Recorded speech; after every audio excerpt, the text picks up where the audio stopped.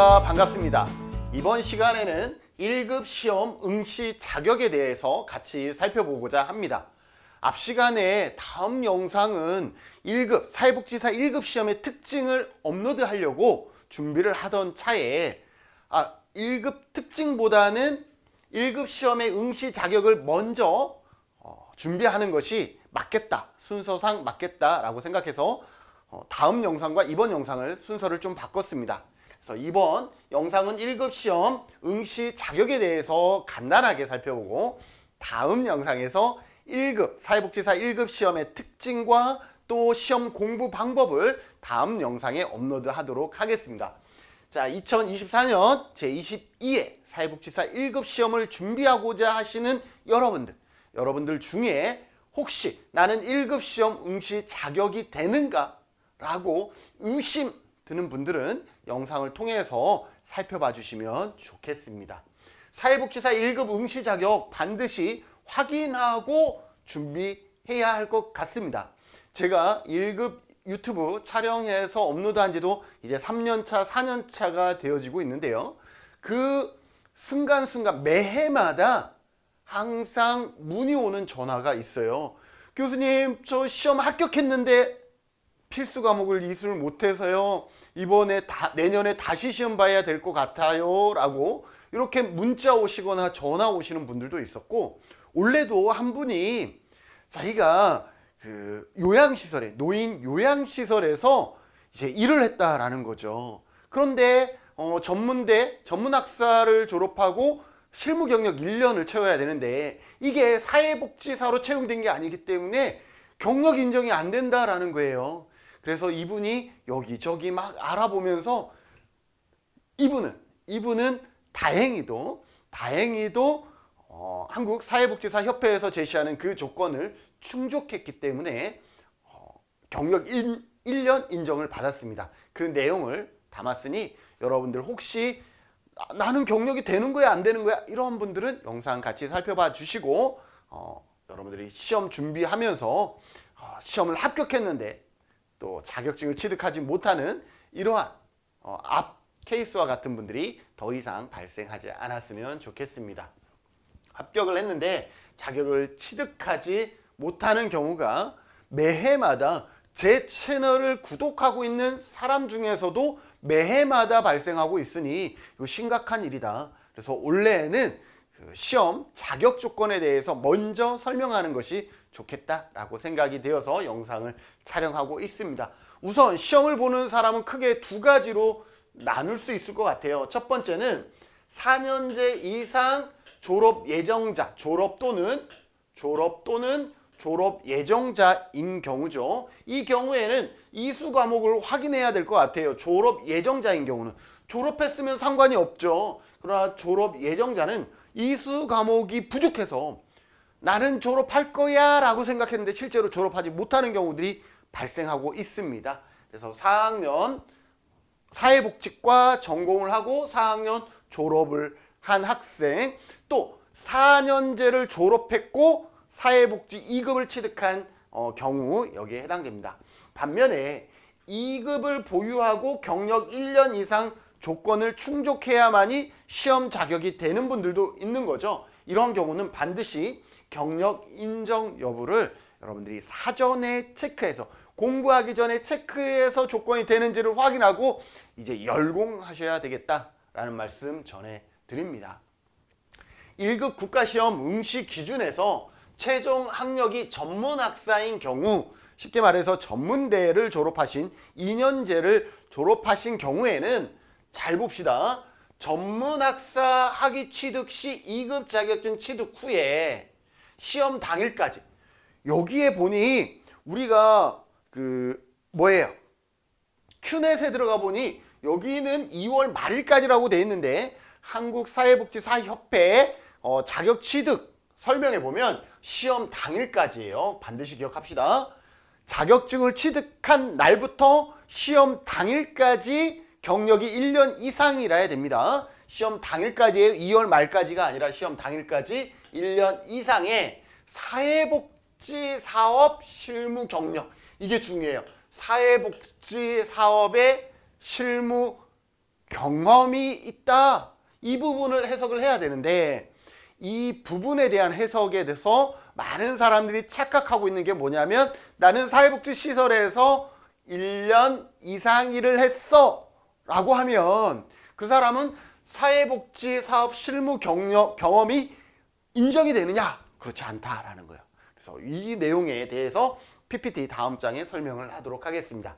어쨌든 이게 기본 전제 조건이에요. 1년 이상의 사회복지사업 실무 경험이 있을 경우 1급 국가시험에 응시가 가능하다. 그러니 여러분들이 전문학사를 졸업해서 지금 사회복지사 2급을 가지고 있다 그러면 이 조건을 충족해야 돼요. 1년 이상의 사회복지사업 실무 경험이다.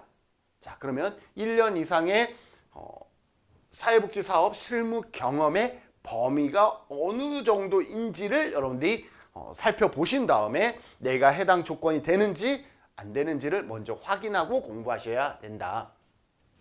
전문학사 학위 취득 후 신입학 또는 편입을 통해서 학사 학위 이상을 취득했으면 상관없어요.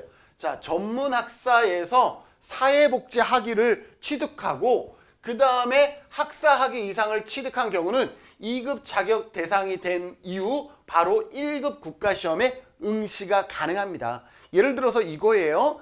여러분들이 먼저 전문대를 졸업했는데 나중에 뭐예요? 편입학이라든지 이런 걸 통해서 이제 학사를 3학년 편입학해서 학사 학위를 받았어요. 자, 전문대는 사회복지 전공의 2급을 취득했고 자, 4년제 학사 학위는 사회복지가 아니야. 예를 들어서 전자공학과로 들어가서 전자공학과 학위를 받았어. 이런 경우도 바로 시험을 볼 수가 있어요. 학위를 받은 날 이후에 시험을 볼 수가 있습니다. 무슨 말인지 아시겠어요? 전문학사를 취득하고 내가 학위를 받았는데 학위도 사회복지야. 바로 학위가 있기 때문에 바로 시험을 볼 수 있다. 그래서 사회복지사 2급 자격증이 있고 그 전공이 무슨 전공이든 상관없이 학위가 있다 그러면 그분은 이 두 가지의 조건이 충족하는 그 시기 이후에 시험이 가능하다. 저도 어떤 케이스냐면 저도 원래 전자공학을 전공을 했어요. 전자공학을 전공을 했고 그래서 나름대로 열심히 전자공학을 했는데 우연찮게 또 어머니가 쓰러지시면서 사회복지 전문대를 다시 공부를 했죠. 그래서 제가 03학번으로 전문대를 시작을 했어요. 04학번에서 졸업은 2월 달에 하니까 05년 2월 달에 졸업을 하잖아요. 그런데 전문대를 졸업하는 게 05년 2월이었는데 제가 그 전에 이미 전자공학을 졸업한 상태였어요. 그러니 나는 전문대를 졸업하면서 바로 1급 시험을 볼 수가 있었죠. 왜? 2급 자격증이 있으면서 학위가 있었으니까. 무슨 말인지 아시겠죠? 요 순서가 바뀌어도 상관이 없다라는 거죠. 예를 들어서 내가 먼저 전문대를 졸업하고 나중에 전자공학 편입학을 해서 학위를 받았어. 그러면 그 학위를 받은 날 이후에 시험이 가능하다라는 것 여러분들 기억해 두시면 되겠습니다. 그래서 여러분들이 사회복지사 자격이 2급이 있고 어떠한 학사 학위든 학위가 있다. 그분은 시험 자격이 된다라고 보시면 되겠습니다. 이 두 가지의 조건을 잘 보시고 특히 요 경력 1년 이상을 채워야 하시는 분들은 사전에 본인의 경력이 이 시험 자격을 충족하는 그 경력에 해당하는지를 사전에 파악하셔야 된다. 그 외에는 1급 국가시험 응시 기준으로 최종 학력이 학사나 석사나 박사 학위 이상일 때에는 크게 어렵지 않죠. 자, 학위 취득 후 2급 자격 대상이 된 이후 바로 1급 국가시험 응시가 가능하다라는 거죠. 자, 2급 자격 대상이라는 것은 어떤 거예요? 만약에 우리가 여기는 최종이 학사니까 4년제를 졸업하면서 필수 10과목, 그 다음에 선택 4과목, 그래서 14과목, 그죠? 개정법 대상자는 17과목을 이수를 하게 되면 학사학위 어떤 게 나오죠? 예, 사회복지사 2급 자격증을 취득하죠. 석사학위는 과목이 좀 적게 받아도 2급을 주거든요. 석사학위인 경우는 사회복지 전공일 때에는 필수 4과목, 실수 포함해서 필수 6과목, 실수 포함해서 필수 6과목, 선택 2과목을 충족을 하면 어떻게 돼요? 사회복지사 2급이 나옵니다. 그런데 석사인데 타 전공 석사인 경우는 이게 적용이 안 됩니다. 그래서 이외에 석사학위는 필수. 요거랑 똑같아요. 필수 10과목과 선택 4과목. 그리고 개정법 대상자는 7과목을 받아서 학사학위가 전공이 다를 때는 학사학위와 동일한 조건에서 2급 자격을 취득하고요. 석사, 사회복지 전공 석사학위 졸업자는 어떻게 해요? 필수 4과목과 선택 2과목만 이수를 하면 실수 포함 이수하면 사회복지사 2급 자격증이 나오죠. 박사학위 소지자는 사회복지학 또는 사회복지사업 박사학위를 따면 그 학위 자체가 뭐 몇 과목 듣고 이게 아니라 그냥 사회복지 관련 박사학위를 취득하면 2급은 그냥 나온다 라고 보시면 돼요. 그래서 이렇게 학사, 석사, 박사의 조건을 가진 사람들, 이것을 가지고 2급 자격이 되는 사람들은 그 즉시 바로 1급 국가시험에 응시가 가능하다. 그래서 이 영상을 보는 여러분이 사회복지사 2급이 있고 학사, 석사, 박사이면 여러분들은 그냥 시험이 가능하다라고 보시면 되겠습니다. 단 어떤 경우만 주의하면 되겠어요? 내가 전문학사를 졸업해서 경력 1년이 있어야만 응시가 가능한 케이스라 그러면 그 경력이 인정받는 경력이냐 인정받지 못하는 경력이냐만 잘 체크하시면 좋겠습니다. 그럼 교수님 어떤 경력은 인정되고 어떤 경력은 인정되지 않아요? 궁금하잖아요. 그죠? 궁금할 수 있잖아요. 그죠? 그래서 우리가 제출 서류에 보면 사회복지사업 실무 경력 증명서라는 게 있는데 여기에 여러분들이 1억을 적어 주셔야 돼요. 여러분들 길동이 이렇게 해서. 그런데 이 밑에 봤더니 이거예요. 사회복지사업법 제13조. 여러분들이 법제처에 들어가서 사회복지사업법 제13조를 찾아보세요. 아니면 동법, 사회복지사업법의 시행령 제6조를 찾아보면 뭐에 대한 내용이 나오냐면 사회복지사 채용에 관한 얘기예요. 그러니 사회복지사 실무 경력이라는 것이 결국은 사회복지시설에서 1년 동안 일을 했느냐 안 했느냐 이게 아니라 이거에 의하여라는 거예요. 의하여라는 것은 사회복지사로 채용되어라는 전제가 있습니다. 여러분들이 사회복지 경력, 시설 경력 1년이라는 것은 사회복지시설에서 경력 1년을 채우는 것이 아니라 사회복지시설에서 뭐로서 사회복지사로 채용돼서 경력 1년이다라는 것을 기억해 주셔야 됩니다. 예를 들어서 나는 장기요양기관에 10년 동안 일했어요. 경력 인정 안 됩니다. 무슨 말인지 아시겠어요? 나는 요양원에 조리사로 일했어요. 경력 인정 안 됩니다. 뭘로 채용됐을 때? 사회복지사로 채용됐을 때 경력이 인정이 됩니다. 이러한 부분 여러분들이 놓치지 마시고 체크하고 넘어가셔야 되겠습니다. 안 그러면 시험 열심히 공부해서 합격했는데도 불구하고 자격 취득은 하지 못하게 됩니다. 그런데 예외 조항이 조금 있어요. 예외 사항이 조금 있어서 그 예외 사항을 설명을 드릴게요. 첫 번째, 불가입니다. 경력 인정을 불가하는 것은 아까도 말했듯이 사회복지사로 채용되지 않은 경우는 경력 인정이 어떻게 된다? 불가하다라는 거예요. 어떤 경우냐? 직장 체험 연수나 시설관리, 운전직, 사회복지시설 법인에 조리원, 영양사, 운전사, 위생원, 배달원, 간병사 등의 기능 직종의 경력은 경력으로 인정되지 않습니다. 안타깝게도 확인해 주셔야 되겠고요. 별도의 자격증 소지자가 해당 직종의 정원으로 근무한 경력은 인정 불가하다. 별도의 자격증이에요. 그러니 사회복지시설 법인에서 근무를 했지만 기관 단체도 상관없어요. 근무를 했지만 청소년 지도사의 자격으로, 청소년 상담사의 자격으로, 간호사의 자격으로, 간호조무사, 물리치료사, 보육교사, 수화통역사, 영양사, 요양보호사 안 돼요. 의사, 조산사, 직업재활사도 안 돼요. 치과의사, 한의사 등의 자격 소지자가 해당 직종의 정원으로 포함돼서 일하는 경우는 경력으로 인정되지 아니한다라는 것을 기억해 두시고, 그런데 예외 조항이 있네요. 다행히 어떤 경우 요양보호사의 경우에는 장기요양기관은 경력 인정이 안 되고요.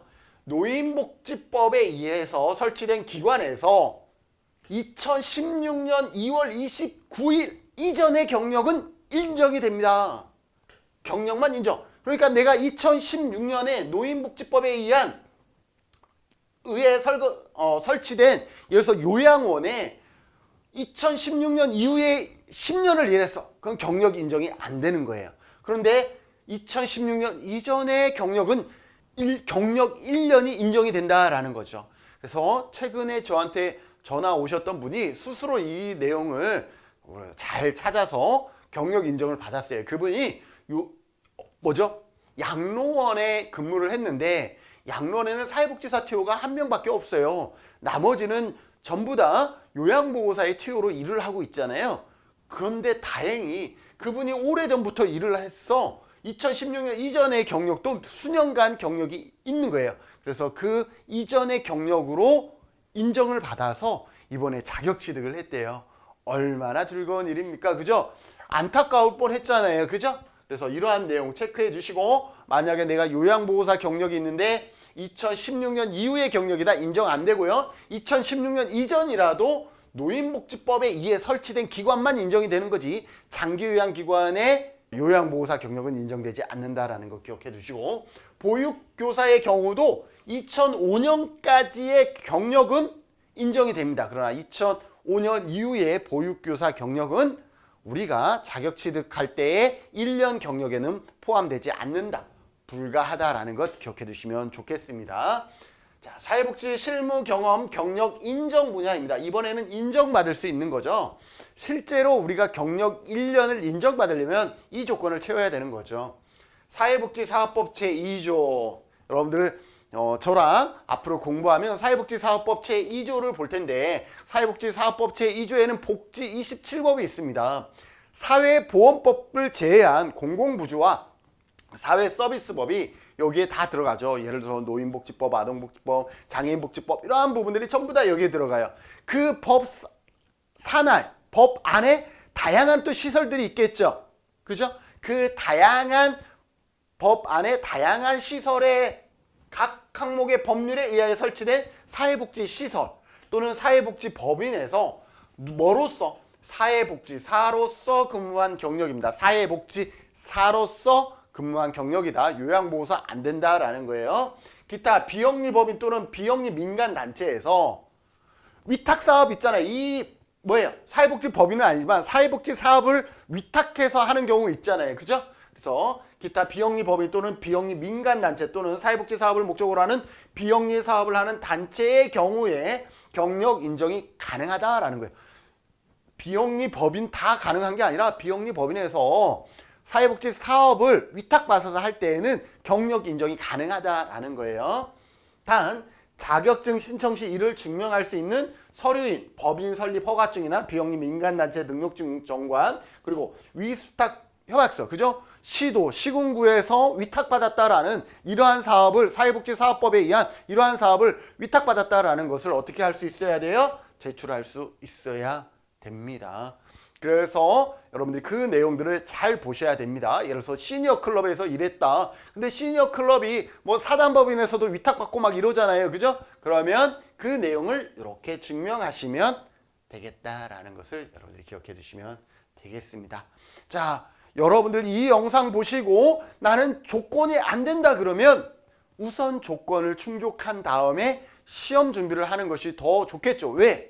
열심히 해서 시험에 합격했지만 조건이 안 되면 자격증 발급은 안 되기 때문에 이 영상을 봤는데 교수님 저는 될 것 같아요. 그러면 도전해 보시면 되겠습니다. 교수님 이 영상을 봤는데 아직 정확하지가 않네요. 어떻게 해야 되나요? 한국사회복지사협회로 전화해서 여러분들의 경력이 인정받을 수 있는지, 받을 수 있는 조건이 되는지를 먼저 확인한 다음에 이제 열심히 공부 시작해 보도록 하겠습니다. 자, 여기에 맨 마지막 PPT에는 궁금하잖아요. 그죠? 우리나라에 사회복지사 1급은 몇 명 있고 우리나라에 사회복지사 2급은 몇 명 있으며 내가 살고 있는 제주도에는 몇 명 있는가 궁금하잖아요. 그죠? 제가 어제 페이스북에 올렸더니 이 현황을 좀 누가 가르쳐 달라 그래서 그 현황을 한번 뽑아봤습니다. 지역별 자격증 발급 현황입니다. 여러분들 궁금하시면 이 자료가 한국사회복지사협회 홈페이지에 가면 있습니다. 그 자료를 여러분들이 내려받아서 사용하시면 되겠습니다. 서울에 1급이 6만 1천 명이나 있어요. 2급은 21만 9천 명이 있습니다. 대단하죠? 우리 제주도는 1급은 1735명이에요. 저를 포함한, 김준을 포함한 1급은 1735명이고 2급은 16,000명 정도가 있습니다. 그래서 제주도에 사회복지사가 엄청 많을 거라고 생각했지만 몇 명? 네. 17,000명 정도, 17,000명 정도가 제가 살고 있는 제주도에 있고 여러분들이 살고 있는 지역에도 여러분들이 데이터를 보시면 되겠죠? 그래서 여러분들이 지역별 자격증 발급 현황에서 여러분들이 2급을 가진 이 내용을 이제 이렇게 업그레이드 시키려고 하고 있다라고 보시면 되겠습니다. 거기에 우리 복지인 연구소가 함께 하도록 하겠습니다. 2024년 제22회 사회복지사 1급 시험에 복지인 연구소가 함께 하도록 하겠습니다. 우리가 바로 앞 영상에 제가 새로운 약간 조심스러운 도전을 하고 있는 게 개인 후원을 받고자 이렇게 계좌를 업로드를 했습니다. 그랬더니 하루에 어쨌든 작은 금액 또는 많은 금액으로 세 분이 동참해 주셨습니다. 너무 감사하고요. 금액의 크기는 정말 상관없습니다. 1,000원, 2,000원 그러한 풀뿌리 후원이 모여서 저는 여러분들에게 더 많이 노력할 것이고 후원된 돈은 이벤트라든지 또 여러분들과 다양한 행사들을 할 때에 소중하게 사용하겠다라는 말씀 전해드리고요. 다음 영상, 원래는 이번 영상에 촬영했어야 되는 내용인데 사회복지사 1급 시험의 특징이 있습니다. 사회복지사 1급 시험의 특징을 여러분들이 이해하시고 또 이 특징으로 인해서 공부 방법이 있어요. 그래서 간단한 공부 방법까지도 업로드 시키겠습니다. 이 내용을 여러분들이 잘 아시면요 거의 합격합니다. 좀 과장해서 그래서 공부 방법을 제대로 알고 공부하는 것이 상당히 중요하다. 여러분들 나는 그런 내용 필요 없어. 나는 열심히만 하면 합격할 거야. 네, 그렇게 해서 열심히 하지만 합격하지 못하는 경우들이 있어요. 조금 열심히 하지 못하더라도 내가 공부하는 요령이 있어서 반대로 합격하는 경우들이 있으니 여러분들이 다음 영상도 놓치지 말고 함께 해주시면 좋겠습니다. 이번 영상 여기에서 마치고 다음 영상으로 만나 뵙도록 하겠습니다. 수고하셨습니다. 바이바이.